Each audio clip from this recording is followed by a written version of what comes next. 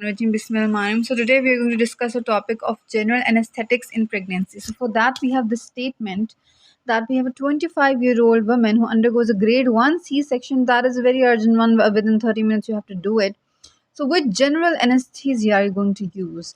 तो सबसे जो रैपिड होता है, जिसकी सबसे रैपिड इंडक्शन होती है, वो यहाँ यूज़ होगा बिकॉज ये ग्रेड 1 अर्जेंट है. That is thiopental.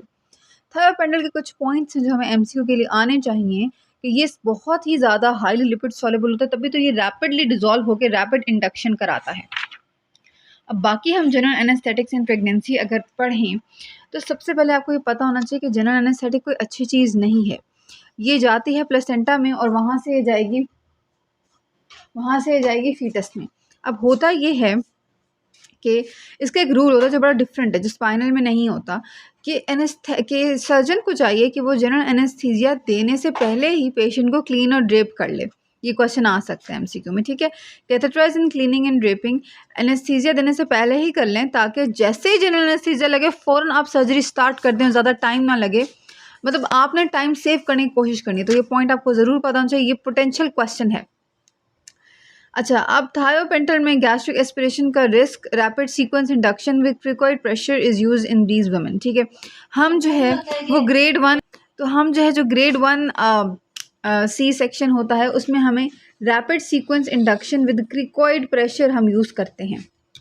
अब एटोमिडेट का मसला है कि एटोमिडेट मतलब कि बहुत ज़्यादा इनवॉलेंट्री मूवमेंट्स होती हैं इंडक्शन के दौरान. ये पॉइंट याद रखें. ठीक है, मैंने इसको ऐसे याद किया था कि एटोमिडेट वो पेशेंट एटम बन जाता है और एटम की तरह वो मूव करना शुरू हो जाता है. एटम हर वक्त मूव कर रहा होता है, हर वक्त नहीं, मतलब एटम मोबाइल होते हैं. एटम्स गैसेस के एटम्स मोबाइल होते हैं. तो एटोमिडेट मैंने याद किया था कि पेशेंट भी मोबाइल हो जाता है, इनवॉलेंट्री मूवमेंट्स करने लग जाता है. अच्छा, प्रोपोफोल बहुत प्रॉपर है. प्रॉपर मतलब प्रॉपर डे के सर्जरी में यूज़ होता है, कोई हैंगओवर नहीं रहता, प्रॉपरली उसका इफेक्ट जाता है, प्रॉपर रिकवरी होती है और रैपिडली वो मेटाबोलाइज हो जाता है. केटामीन जो है वो NMDA रिसेप्टर को ब्लॉक करके बड़ा प्रोफाउंड एनेस्थीसिया कराता है.